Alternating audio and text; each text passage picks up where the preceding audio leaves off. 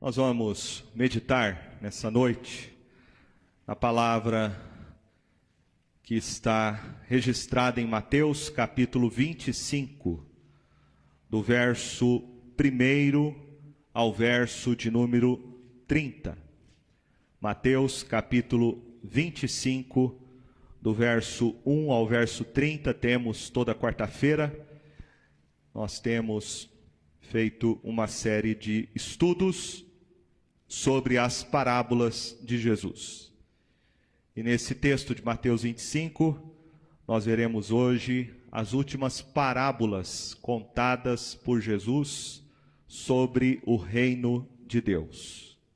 A palavra do Senhor nos diz assim: Então o reino dos céus será semelhante a 10 virgens, que tomando as suas lâmpadas, saíram a encontrar-se com o noivo. 5 dentre elas eram nécias e 5 prudentes. As nécias, ao tomarem as suas lâmpadas, não levaram azeite consigo. No entanto, as prudentes, além das lâmpadas, levaram azeite nas vasilhas. E tardando o noivo, foram todas tomadas de sono e adormeceram. Mas à meia-noite, ouviu-se um grito: Eis o noivo! Saí ao seu encontro. Então, se levantaram todas aquelas virgens e prepararam as suas lâmpadas. E as nécias disseram às prudentes: Dai-nos do vosso azeite, porque as nossas lâmpadas estão se apagando. Mas as prudentes responderam: Não, para que não nos falte a nós e a vós outras. Ide antes aos que o vendem e comprai-o. E saindo elas para comprar, chegou o noivo. E as que estavam apercebidas entraram com ele para as bodas. E fechou-se a porta. Mais tarde, chegaram as virgens nécias, clamando: Senhor, Senhor, abre-nos a porta. Mas ele respondeu: Em verdade vos digo que não vos conheço. Vigiai, pois, porque não sabeis o dia nem a hora. Pois será como o homem que, ausentando-se do país, chamou os seus servos e lhes confiou os seus bens. A um deu 5 talentos, a outro 2, a outro 1, a cada um segundo a sua própria capacidade, e então partiu.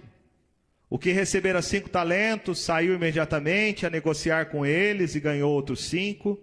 Do mesmo modo, o que recebera 2 ganhou outros 2. Mas o que recebera 1, saindo, abriu uma cova e escondeu o dinheiro do seu senhor. Depois de muito tempo, voltou o senhor daqueles servos e ajustou contas com eles. Então, aproximando-se, o que recebera 5 talentos, entregou outros 5, dizendo: Senhor, confiaste-me 5 talentos, eis aqui outros 5 talentos que ganhei. Disse-lhe o Senhor: Muito bem, servo bom e fiel, foste fiel no pouco, sobre o muito te colocarei. Entra no gozo do teu Senhor. Aproximando-se também o que recebera 2 talentos, disse: Senhor, 2 talentos me confiaste, aqui tem outros 2 que ganhei. Disse-lhe o Senhor: Muito bem, servo bom e fiel, foste fiel no pouco, sobre o muito te colocarei. Entra no gozo do teu Senhor. Chegando por fim o que recebera 1 talento, disse: Senhor, sabendo que és homem severo, que ceifas onde não semeaste, e ajuntas onde não espalhaste, receoso escondi na terra o teu talento, aqui tens o que é teu. Respondeu-lhe, porém, o Senhor: Servo mau e negligente, sabias que ceifo onde não semeei, e ajunto onde não espalhei? Cumpria, portanto, que entregasses o meu dinheiro aos banqueiros, e eu, ao voltar, receberia com juros o que é meu. Tirai-lhe, pois, o talento, e dai ao que tem 10, porque a todo o que tem se lhe dará, e terá em abundância. Mas ao que não tem, até o que tem, lhe será tirado. E o servo inútil, lançai-o para fora, nas trevas. Ali haverá choro e ranger de dentes. A segunda vinda de Jesus é sem dúvida o assunto mais enfatizado em toda a Escritura. Há cerca de 300 referências que nós vamos encontrar na Escritura sobre a primeira vinda de Cristo. Há 300 referências na Bíblia que falam sobre o nascimento, sobre a morte e sobre a ressurreição de Jesus. Mas quando nós vamos estudar sobre a vinda de Jesus, nós vamos encontrar 8 vezes mais referências sobre a sua volta do que sobre o seu nascimento, morte e ressurreição. Nós vamos encontrar na Bíblia 2.400 referências sobre a segunda volta de Jesus. Isso seria suficiente para a gente meditar mais sobre isso.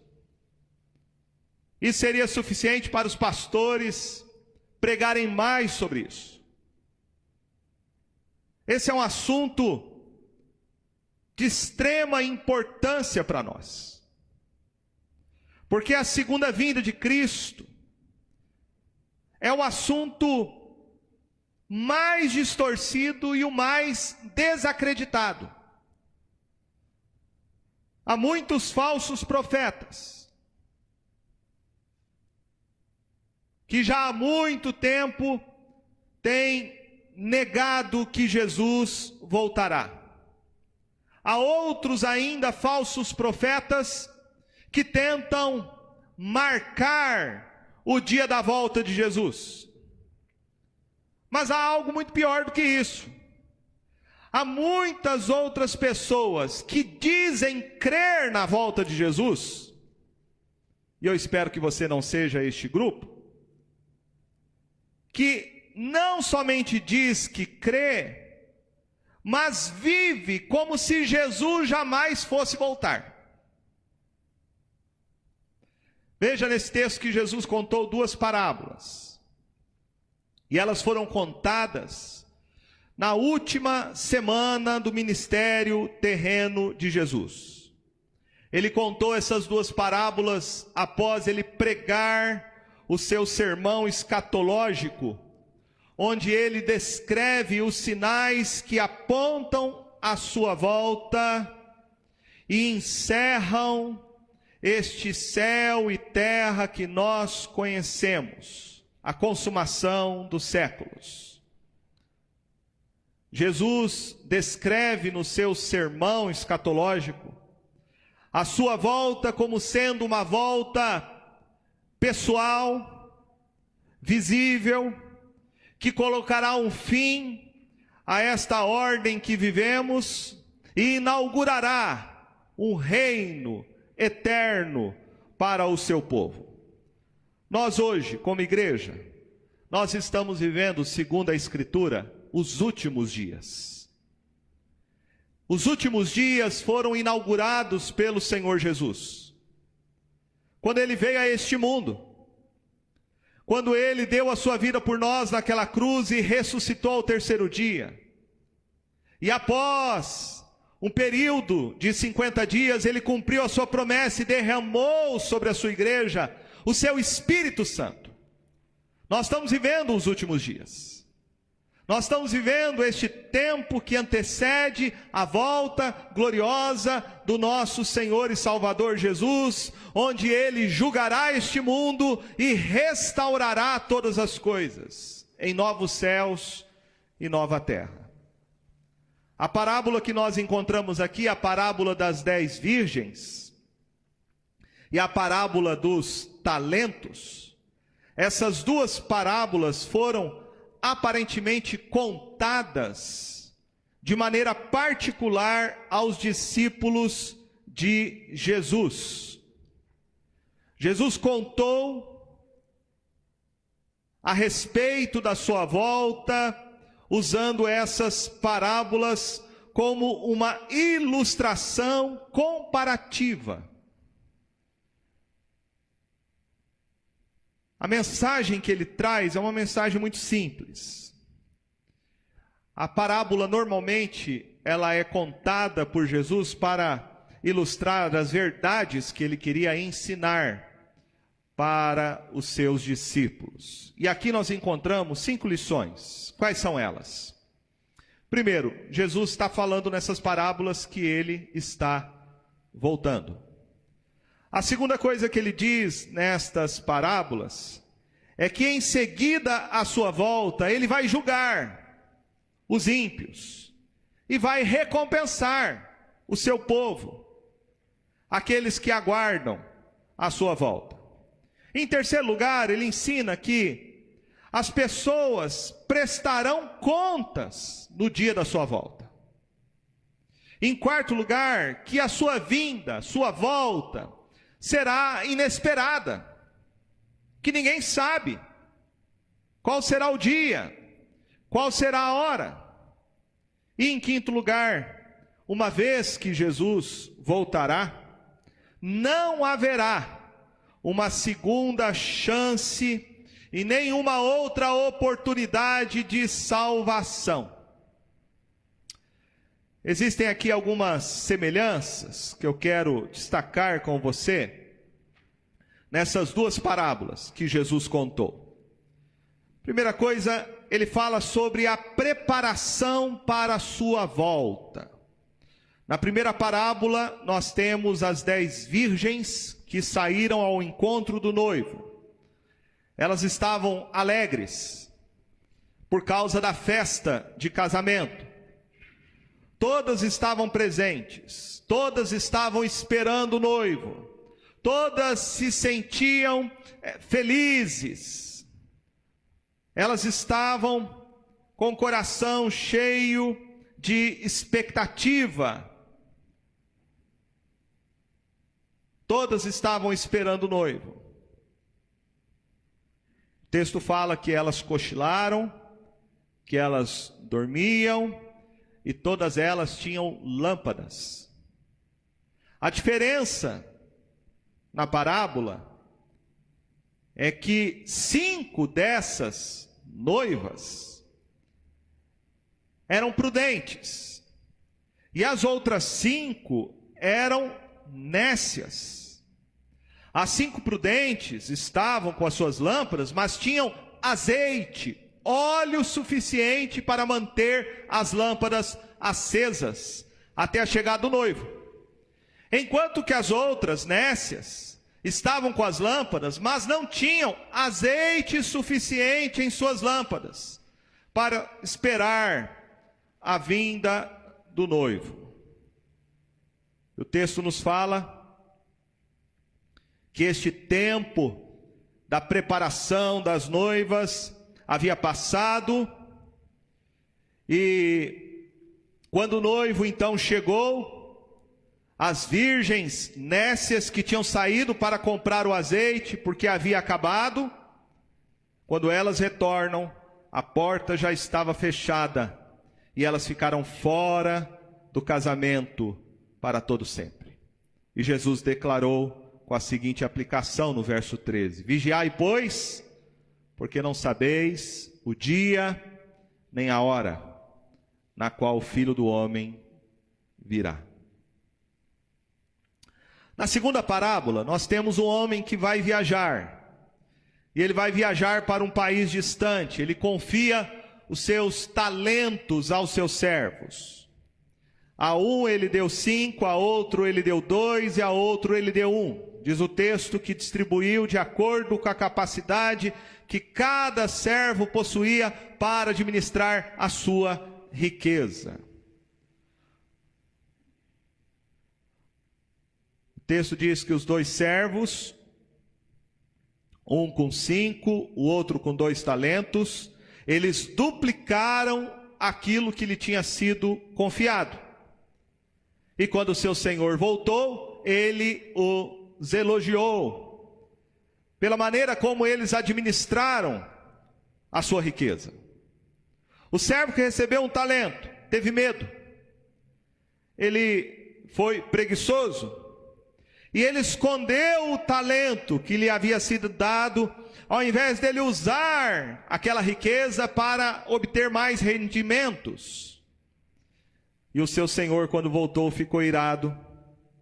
Ele perdeu o talento que ele tinha ganhado e ele foi julgado pela sua má administração, pela sua infidelidade. O que nós aprendemos sobre essas duas parábolas?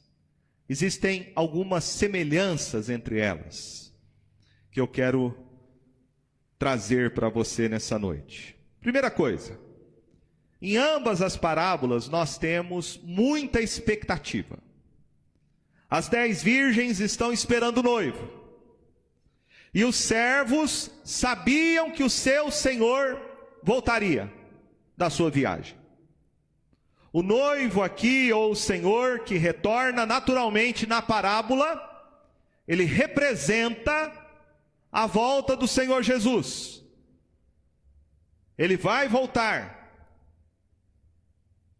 Não existem desculpas para quem deixa de aguardar a volta de Jesus. Estas duas parábolas nos ensinam sobre a importância de eu e você alimentarmos o nosso coração com a expectativa da volta de Jesus. Como cantamos neste hino, a letra diz: o meu coração tem pressa da sua volta, Senhor. A ausência deste tipo de expectativa pode nos levar a um comodismo espiritual. Veja que o texto fala que enquanto as 10 virgens aguardavam a chegada do noivo, o verso 5 diz que elas foram tomadas de sono e adormeceram. O verso de número 19 também fala a respeito dos servos e fala depois de muito tempo. Então, nas duas parábolas, nós temos aqui uma advertência sobre este perigo. O perigo do sono espiritual. O perigo de nós nos acomodarmos na vida cristã. A igreja do Senhor sabe, e sabe há mais de 2000 anos, que Jesus vai voltar. Mas mesmo assim, muitos cristãos vivem uma vida letárgica, sonolenta. Muitos já perderam o fervor, já perderam a empolgação sobre a volta iminente do Senhor Jesus. E como resultado disso, se nós perdermos essa expectativa, se ela não for algo ardente no nosso coração, o nosso testemunho vai ser ineficaz. A nossa vida cristã vai se tornar mecânica. Nós vamos cair nesse comodismo espiritual, porque perdemos a expectativa da iminente volta de Jesus. O óleo aqui, na parábola das 10 virgens, o óleo que era usado como este combustível para manter as lâmpadas acesas, este óleo nos lembra do óleo que era usado nos cultos do tabernáculo. E normalmente o óleo aqui simboliza o Espírito Santo de Deus. Mas, olhando de maneira mais atenta para o texto, esse óleo em particular também pode simbolizar a palavra de Deus. A palavra de Deus. A igreja deveria estar preservando a palavra. Neste mundo que nós vivemos, que está em trevas. Este mundo que é cruel. Nós temos que manter a palavra da perseverança. Nós temos que continuar testemunhando acerca da volta de Jesus. Este óleo simboliza isso. Simboliza a ação do Espírito Santo por meio da palavra na vida da igreja.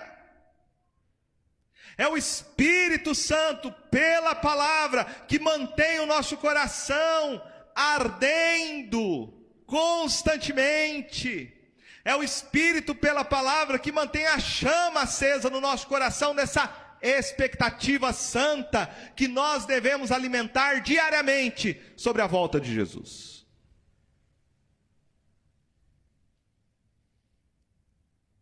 Quando o noivo aparece, o texto fala que metade daquelas damas de honra, elas não puderam acender as suas lâmpadas, porque elas não tinham mais óleo. Ela diz: nossas lâmpadas estão apagando. Mas as damas de honra que tinham óleo, conseguiram acender suas lâmpadas e mantê-las acesas para o encontro com o noivo. E foram essas que entraram na festa de casamento. Não foram as insensatas que ficaram sem óleo.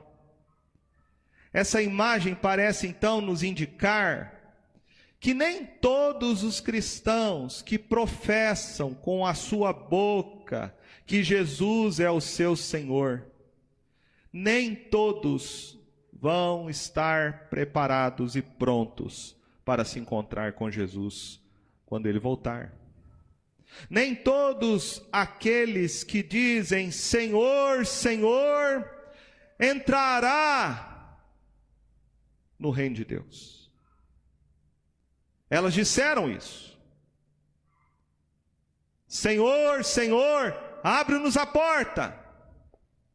Mas ele respondeu: em verdade vos digo que não vos conheço.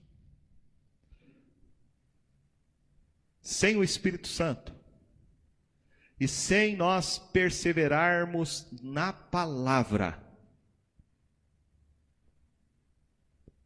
sem essas duas coisas, nós não teremos um encontro pessoal e salvador com Jesus quando Ele voltar.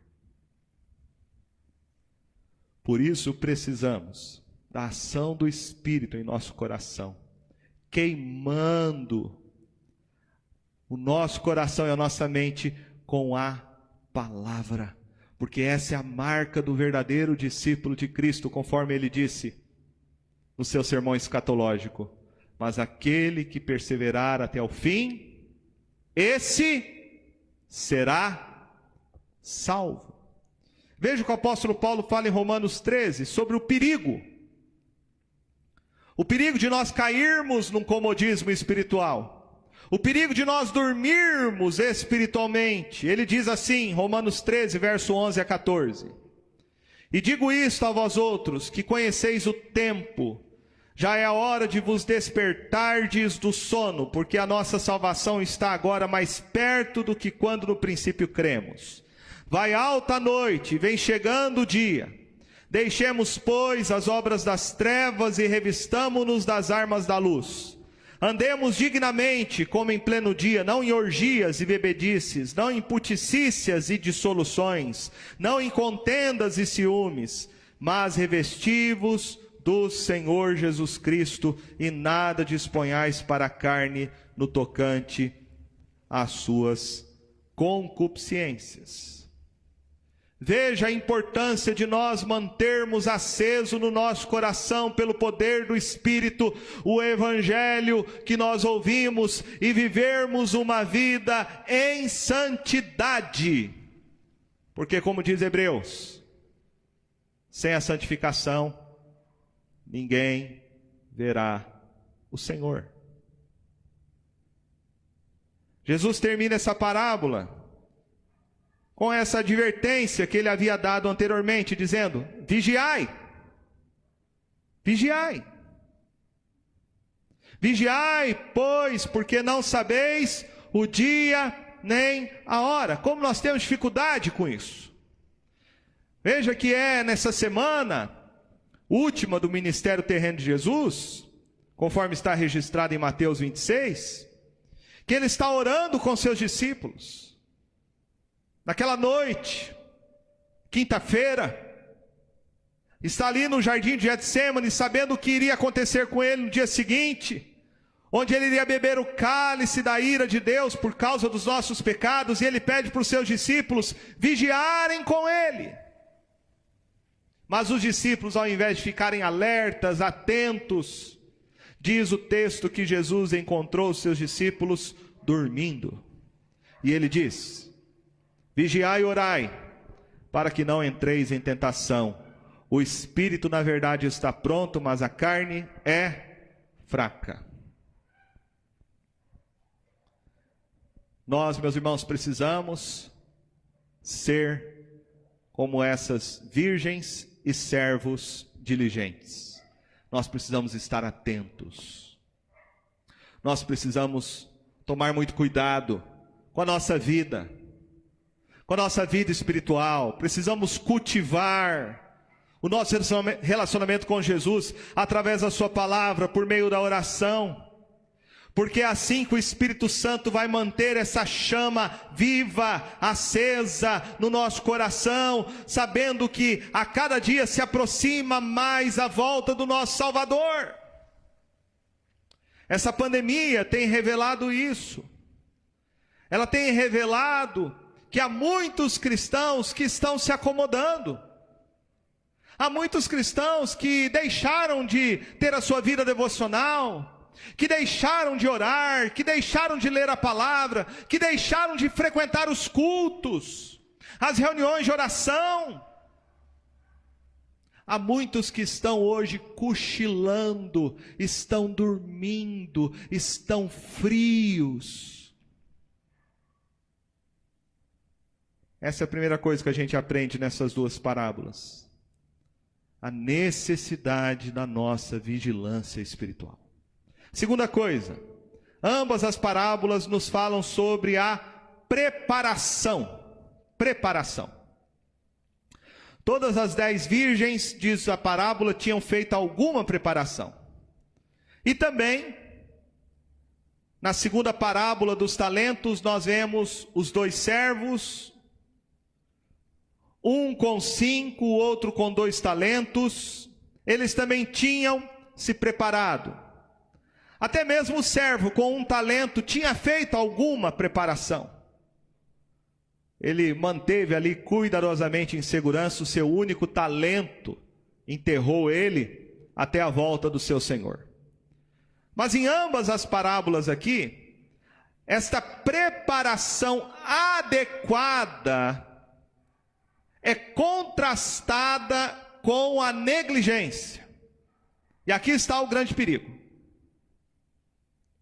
A diferença das noivas estava na prudência delas em contraste com as outras noivas que foram nécias.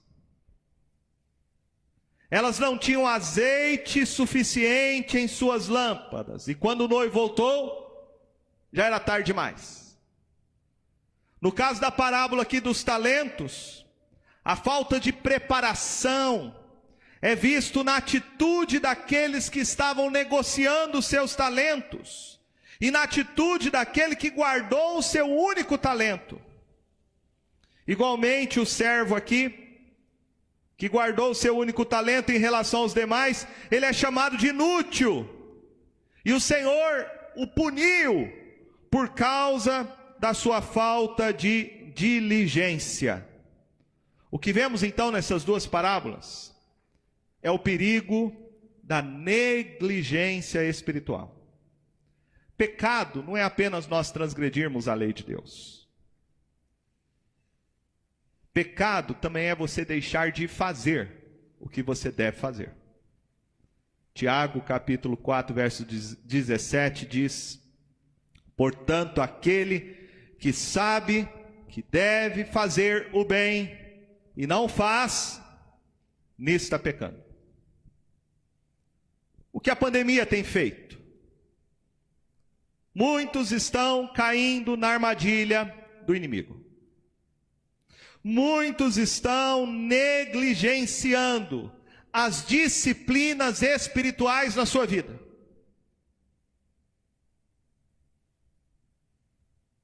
São poucos os lares hoje que fazem culto doméstico, que reúne a sua família para semanalmente e diariamente ler a Escritura com os seus filhos, explicar a palavra para eles e orar com eles e por eles. Falar hoje de culto doméstico é falar de uma coisa estranha na vida de muitos cristãos que estão sendo negligentes com o exercício da disciplina espiritual nas suas casas. Nem se fala sobre o mandamento bíblico de Hebreus que diz que não devemos deixar de congregar como é costume de alguns.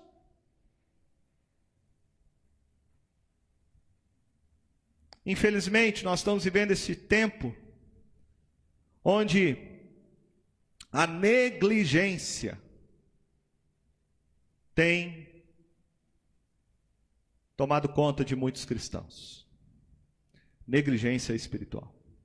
E quando você comete esse pecado de você saber o que você deve fazer e você não faz, você vai esfriando a cada dia o seu relacionamento com o seu Salvador. Você vai esfriando a cada dia a sua comunhão com Ele e a sua comunhão com seus irmãos. A negligência é visto nestas parábolas. E Jesus está aqui nos alertando sobre a consequência disso. Veja que ele já nos falou sobre a expectativa, sobre a preparação. Agora nós vamos ver em terceiro lugar aqui a consequência desta negligência. Porque ambas as parábolas falam da nossa responsabilidade individual. As virgens prudentes, o texto fala que elas não poderiam compartilhar o seu azeite com as virgens nécias. O servo de um talento também não podia colocar a culpa da sua negligência nos demais.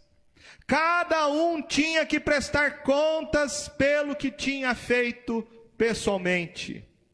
Assim será, diz a Bíblia, quando o Senhor Jesus voltará. Jesus disse em Mateus capítulo 24, veja comigo no seu sermão escatológico, falando sobre a sua volta, ele diz assim: porquanto, assim, verso 38, como nos dias anteriores ao dilúvio, comiam e bebiam, casavam e davam-se em casamento, até o dia que não entram na arca. E não perceberam, senão quando veio o dilúvio, os levou a todos. Assim será também a vinda do Filho do Homem. Então 2 estarão no campo, um será tomado e deixado o outro. 2 estarão trabalhando no moinho, uma será tomada e deixada a outra. Portanto, vigiai, porque não sabeis em que dia vem o vosso Senhor. Mas considerai isto: se o pai de família soubesse a que hora viria o ladrão, vigiaria e não deixaria que fosse arrombada a sua casa. Por isso ficai também vós apercebidos, porque a hora em que não cuidais, o Filho do Homem virá. A volta iminente de Jesus deve fazer a gente pensar na nossa responsabilidade individual. Porque a salvação é individual. Salvação não é um ônibus. Ninguém pega carona na salvação de uma outra pessoa. Por isso o texto fala que quando Jesus vier, quando ele voltar, um ficará e o outro será deixado. Salvação individual. A Bíblia diz em Ezequiel 18:20 que a alma que pecar, essa morrerá. O filho não levará a iniquidade do pai, nem o pai a iniquidade do filho. a justiça do justo ficará sobre ele, e a perversidade do perverso cairá sobre este. Romanos capítulo 10, verso 9 e 10 diz: se com a tua boca confessares Jesus como Senhor, em teu coração creres que Deus o ressuscitou dentre os mortos, serás salvo. Porque com o coração se crê para a justiça, e com a boca se confessa a respeito da salvação. Veja comigo, salvação é individual. As virgens prudentes aqui, elas não podiam compartilhar o seu óleo com as tolas. Os servos aqui, o servo de um talento, ele não podia colocar a culpa nos demais pela sua negligência. Cada um tinha que prestar contas pessoalmente pelo que tinha feito. Salvação é individual. Você precisa estar preparado. Você precisa estar pronto para a volta de Jesus, que pode se dar a qualquer dia, a qualquer hora. E por último, além de vermos sobre a expectativa, sobre a preparação, a responsabilidade, por último, nós vemos aqui nas duas parábolas sobre a separação. O texto diz que as 5 virgens prudentes entraram com o noivo no casamento, enquanto as outras 5 nécias não puderam entrar. O texto fala também que os servos dos 5 e dos 2 talentos entraram na alegria do seu senhor, enquanto aquele que tinha um único talento foi lançado fora nas trevas. A expressão que a gente encontra na primeira parábola das virgens, fechou-se a porta, no verso 10, trata a respeito da exclusão final e eterna de todos aqueles que estiverem perdidos quando o Senhor Jesus voltar. Essas parábolas aqui nos ensinam que não haverá outra oportunidade de salvação após a volta do Senhor Jesus. Ele disse em Mateus 24, verso 29 a 31. Logo em seguida, a tribulação daqueles dias, o sol escurecerá, a lua não dará a sua claridade, as estrelas cairão do firmamento e os poderes do céu serão abalados. Então aparecerá no céu o sinal do Filho do Homem, todos os povos da terra se lamentarão e verão o Filho do Homem vindo sobre as nuvens do céu com poder e muita glória. E ele enviará os seus anjos com grande clangor de trombeta, os quais reunirão os seus escolhidos dos 4 ventos, de uma a outra extremidade dos céus. Veja que há 2 grupos de pessoas aqui. Há aqueles que quando Jesus voltar vão se lamentar, porque chegará o dia do seu julgamento. Chegou o dia de que eles serão condenados pelo Senhor Jesus por causa da sua incredulidade, por falta de arrependimento. Mas há também no texto aqueles que serão juntados, colhidos pelos anjos do céu, que é o povo do Senhor Jesus, os seus escolhidos, a sua igreja, os verdadeiros salvos. O que Jesus está mostrando para nós nessas 2 parábolas é exatamente o retrato daqueles que são convertidos e daqueles que não são, daqueles que são salvos e daqueles que não são, do cristão falso e do cristão genuíno. Ele disse no final das parábolas a respeito disso. Ele fala que quando ele vier, verso 31, quando vier o Filho do Homem na sua majestade, todos os anjos com ele, então se assentará no trono da sua glória, e todas as nações serão reunidas em sua presença, e ele separará uns dos outros, como o pastor separa dos cabritos as ovelhas, e porá as ovelhas à sua direita, mas os cabritos à sua esquerda. A volta de Jesus será este julgamento de separação entre aqueles que são as suas ovelhas, seu povo salvo, seu povo escolhido, genuínos crentes, e aqueles que não são as suas ovelhas, os cabritos, os ímpios, os falsos cristãos, os cristãos nominais.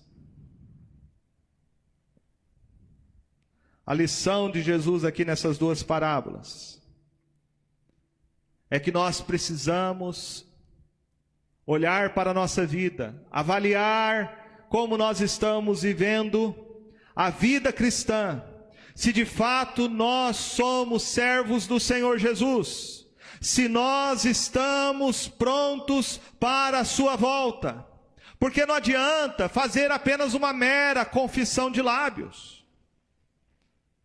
Quando nós realmente somos regenerados pelo Espírito Santo, o nosso coração é transformado. Nós vamos sentir arrependimento pelos nossos pecados. Nós vamos nos apropriar pela fé, do que Cristo Jesus fez por nós, porque sabemos que as nossas obras são incapazes de nos salvar, mas esta fé em Jesus, ela produz frutos. Essa fé em Jesus que atesta a nossa salvação, ela é evidente na maneira como nós vivemos. Porque a salvação operada pela fé em Cristo Jesus sempre produzirá frutos de mudança na nossa vida. E é isso que Jesus nos ensina nas duas parábolas. Existem dois grupos: as virgens nécias e as virgens prudentes. Existe aquele que guardou o seu único talento, enquanto os outros investiram e multiplicaram o talento recebido do seu Senhor. Isso significa que quando nós somos salvos por Jesus, nossa vida, ela não continua do mesmo jeito. Quando nós somos realmente salvos por Jesus, nós vamos desejar ardentemente a sua volta. Nós vamos amá-lo de todo o nosso coração. Nós vamos esperar com ansiedade e nós vamos trabalhar fielmente, sabendo que ele vai voltar. Por isso termino essa reflexão perguntando para cada um de nós: como nós estamos aguardando a volta de Jesus? Como eu e você estamos esperando a volta do nosso Salvador? Com expectativa? Com preparação? Estamos sendo diligentes? Fiéis? Não tenhamos dúvida, o Senhor Jesus vai voltar. Acredite ou não, Ele vai voltar. Ele cumpre a sua palavra. O apóstolo Paulo disse em Romanos 10:8: a palavra está perto de ti, na tua boca e no teu coração. Isto é, a palavra da fé que pregamos. Toma uma decisão. Decisão de se arrepender e crer em Jesus. De viver uma vida diferente. De abandonar o pecado. De crer que Ele é seu único Salvador. E crer que Ele vai voltar. Quando realmente nós temos um encontro pessoal com a graça de Deus. Quando realmente experimentamos por obra do Espírito Santo novo nascimento. Quando realmente cremos em Jesus, a nossa vida muda. Nós passamos a viver diferente. Passamos a viver com expectativa, passamos a viver com diligência, passamos a viver com sobriedade, passamos a viver com fidelidade, aguardando a volta de Jesus. Que sejamos, meus irmãos, vigilantes, para que a volta de Jesus não nos pegue de surpresa. Amém?